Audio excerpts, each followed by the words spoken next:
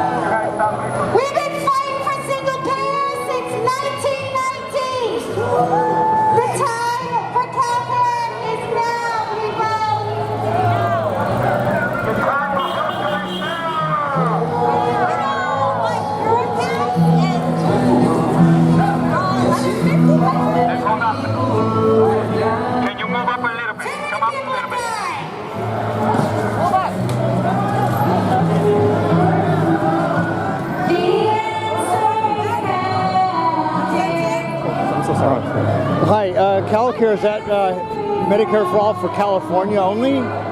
So yes, CalCare is the single-payer system that would be implemented in the state of California. Perfect. Awesome. Yeah, I just turned 65. I'm going to in August, so I'm getting in Medicare. I can't believe it's still here, actually. I'm not sure they take it away from us. Thank God. You've got something to fall back on, but so many people don't. I know, it's horrible. Yep.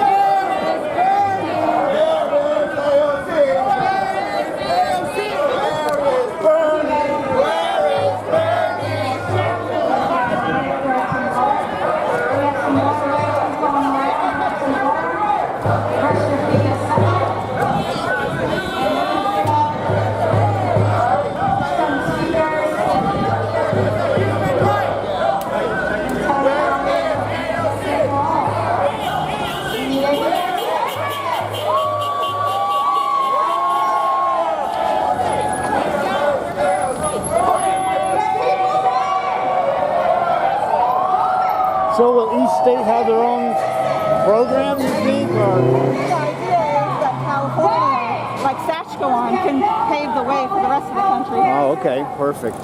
Who are you interviewing with? Oh, no, I have my own YouTube channel. Your YouTube channel is? Progressive. It's Radical Progressive. Jerry Allen Show. Okay, cool. Nice to meet you. And I follow Jimmy Dore and everybody. And trying to get people to run.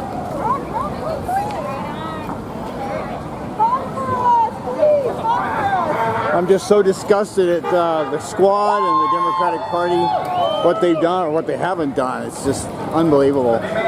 So that's why I'm working with the People's Party also, peoplesparty.org.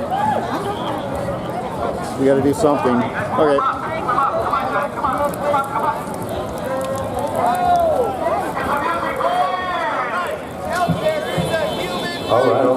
this group.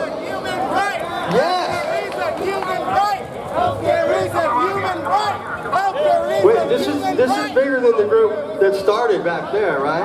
Yeah. That's what I'm talking about.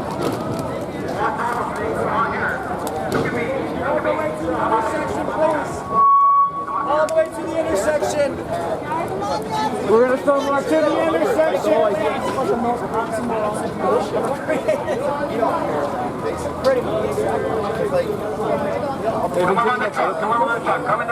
Have you been to any other protests? No, this is my first one.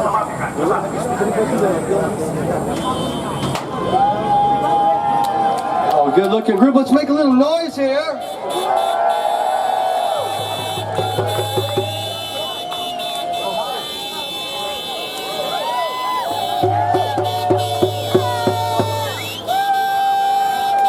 Honk if you know what we're talking about here. I think you do. All right, we're going to get things started. I'm going to bring up Mr. Steve Cox, candidate for Congress, CD 39, who believes that healthcare should be a right and that nobody should ever lose their house because they get cancer, or be forced to choose between paying for their kids' college or living long enough to see them graduate. He's here to tell his personal story and why he supports Medicare for All system. Steve Cox, ladies and gentlemen.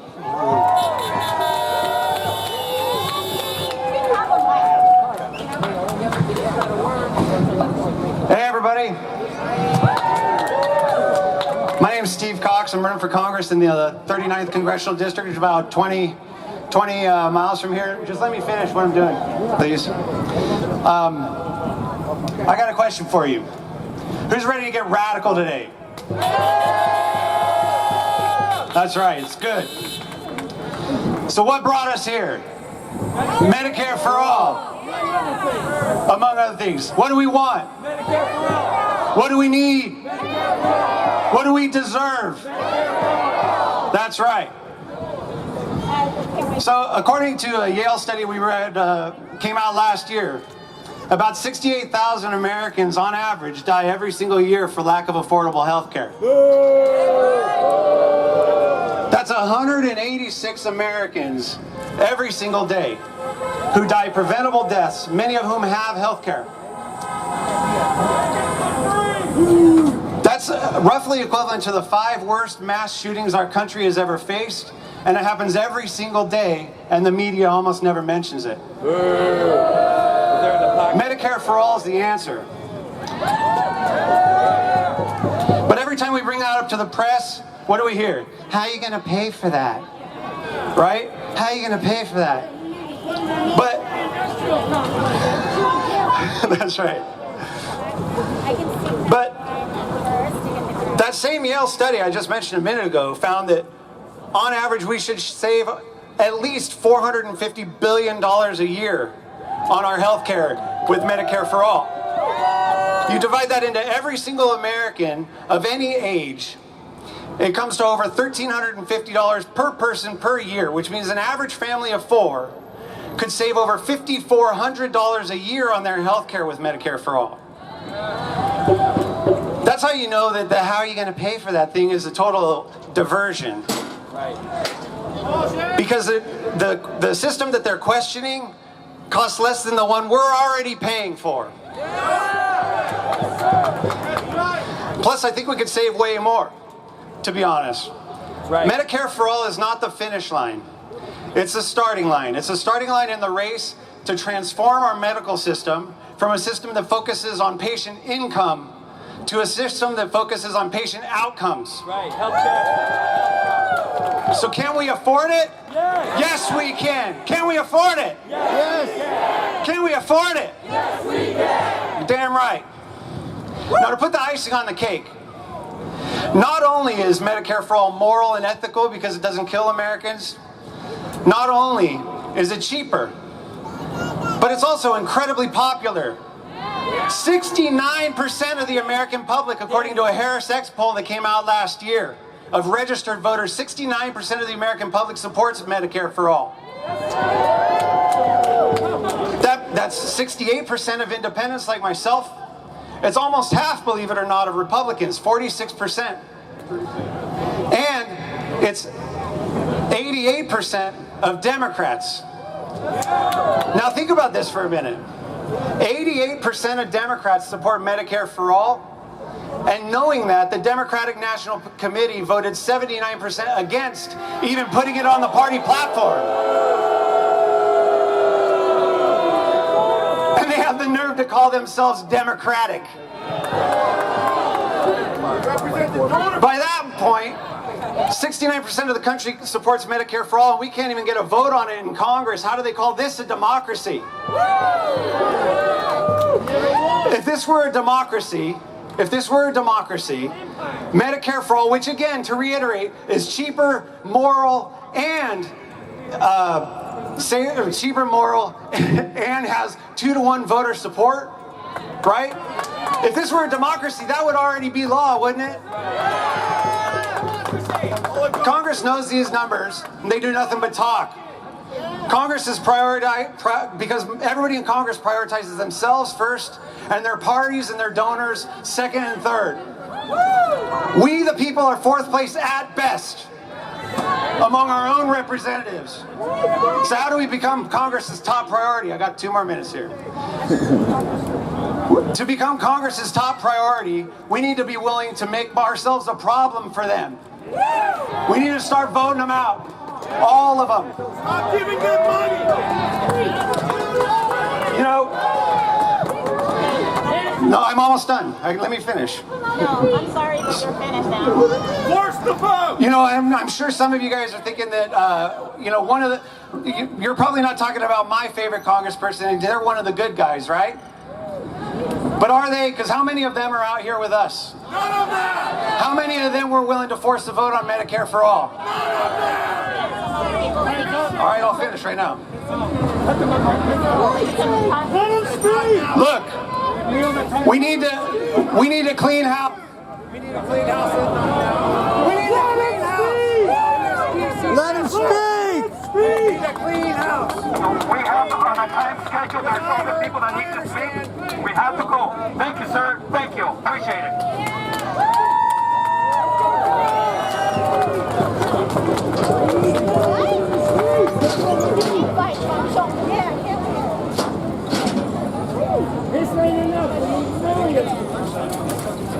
Can we, oh, there we go. All right. Stephen, thanks so much. Give a hand up for Mr. Stephen Cox. You guys can squeeze over this way a little bit. You know, squeeze. Go ahead, squeeze over. There's so many of you. We got Kenneth Mejia coming up. Yeah, Kenneth! A little thing. Our next speaker is a certified public accountant who was born and raised right here in LA. He's running for controller of City of Los Angeles and is the only candidate to highlight the waste and how the city allocates and spends money. All a true servant of the citizens and needed weapon in our fight for Medicare for all. Right. Kenneth Mejia! Kenneth Mejia, the badass! Healthcare is a human right! Healthcare is a human right! Healthcare is a human right! Hi everybody, my name is Kenneth Mejia. I'm a certified public accountant with 11 years of auditing accounting experience running for city controller right here in LA. And the city controller is the city's chief auditor and accountant. And you're like, well, what does that have to do with anything? Well, we calculate the money, we can calculate to make sure that we're saving our tax dollars here and right in our city of LA. And what we've been doing is educating the people about the city's budget right now. About 30% of the city's budget goes to the police, 2% goes to housing, and 7% goes to homelessness. And I say this all because people don't know these things. Now, when it comes to healthcare in the city of LA, the city spends $836 million on city employees' health insurance, dental benefits, and also vision. A majority of that goes to Anthem and Kaiser. Now, we're all here to support AB 1400, am I right? Yeah. CalCare can save 7% to 19% over 10 years. Woo! So what does that mean in terms of the city of LA? If we paid $836 million last year, Over 10 years, we could potentially save $60 million. We could even potentially save $160 million. And now if you look around, if you live in LA and you look around you, housing's deteriorating. The city's criminalizing the unhoused community. We can use that extra money to house our unhoused neighbors, to give them services. And that's why it's important here that we take out the profit motive for healthcare. It doesn't make sense that the city pays Anthem, where their CEO makes over $17 million a year. It doesn't make sense for Kaiser, a nonprofit, where the CEO of the foundation makes over $11 million a year. And that's why we're really here to make these numbers transparent, to make them accessible, so that when you go and lobby your assembly members for AB 1400, you can give them the facts, because the numbers don't lie, am I right? And so, once again, my name is Kenneth Mejia. I'm running for LA City Controller. Healthcare is a human right. Healthcare is a human right. Healthcare is a human right. Healthcare is a human right. Thank you.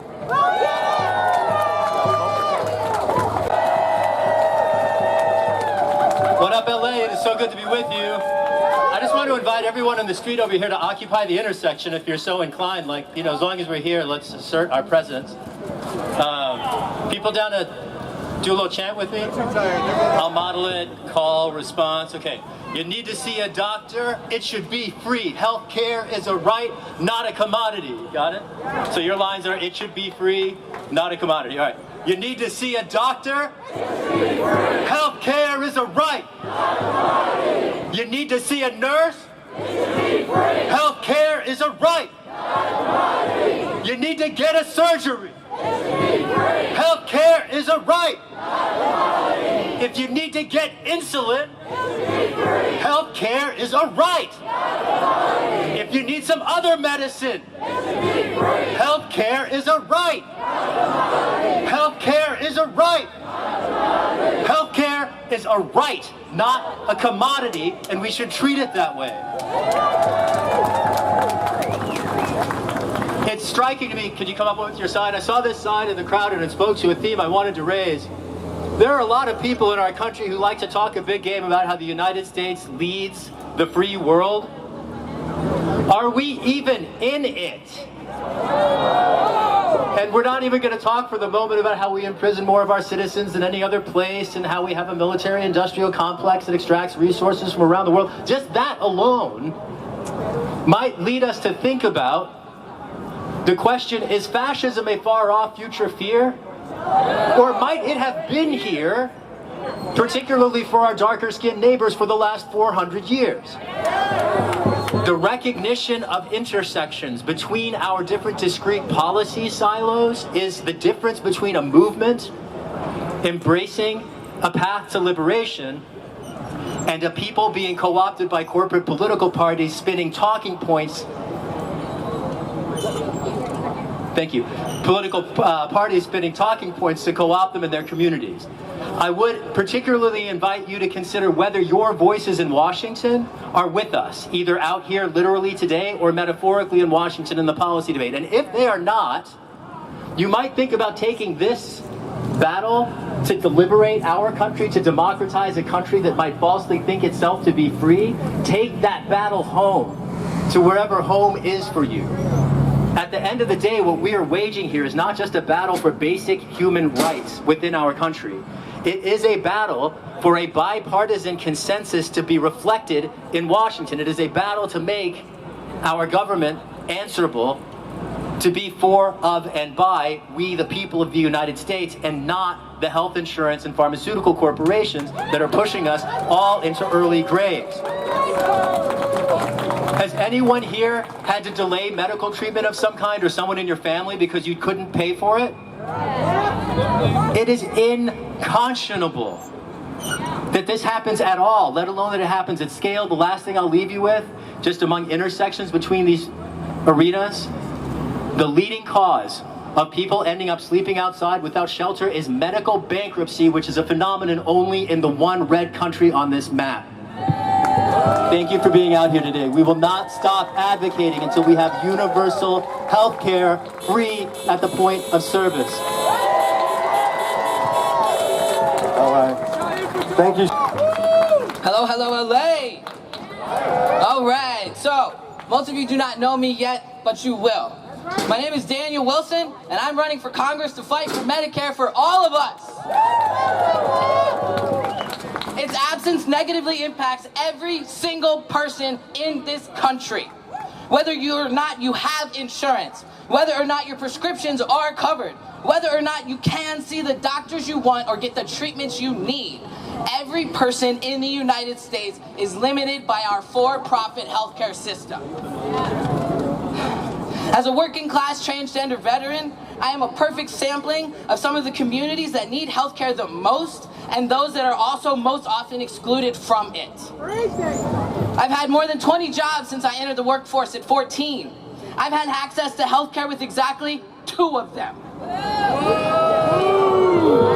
Those fortunate enough to get healthcare through their work, we quickly learn that this coverage is not provided by our jobs at all when we see hundreds of dollars a month taken out of our checks to pay for the care.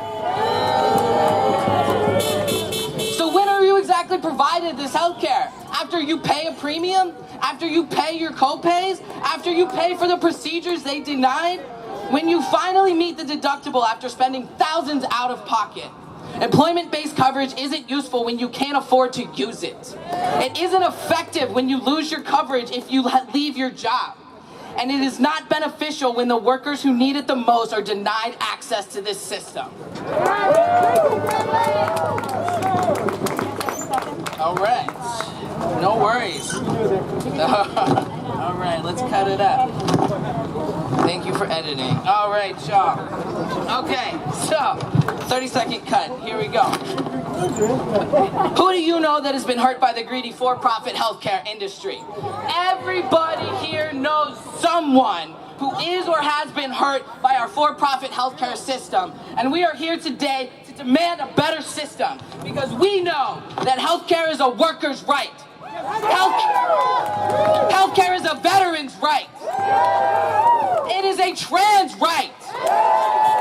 And it is a human right. I call on all of us to continue showing up, rising together, and fighting for better, because we are not going to be able to take down this for-profit system unless we act together. Vote and contribute to candidates fighting for your rights. My name is Daniel Wilson. I'm from Ventura County, fighting for all of us. Thank you so much, LA! All right, Daniel Wilson. Energetic guy. Hello, Hollywood! Healthcare is a human right! Healthcare is a human right! Say it with me. Healthcare is a human right! Healthcare is a human right! We need to make some noise. I was a young staffer in 1993, and I worked for Joe Biden. And I can tell you, he is not interested in consent. He is not interested in your health care. He is funded by Big Pharma and by the healthcare lobby. And when I came forward in 1993, I lost my health care. I was a federal employee. As a sexual assault survivor, losing health care when you come forward in a job or about sexual harassment, either one, losing that is pivotal in losing benefits. It's really super hard. And I have met, as a domestic violence advocate, many women and men who had barriers accessing medical because they were staying in a relationship that was abusive just to hold on to medical care. Healthcare is a human right. It's not just a chance. It's not just us asking for something for free. We're asking the government to pay for it, but we're not asking them to run it. This can be done. Whole Washington is doing it. California can do it. When you elect a predator to the highest office of the land who's funded by other predators, you're not going to get anything with health care. So we need to vote in people that hear our voice, and we can get Medicare for all. Not an expansion, Medicare for all. Thank you.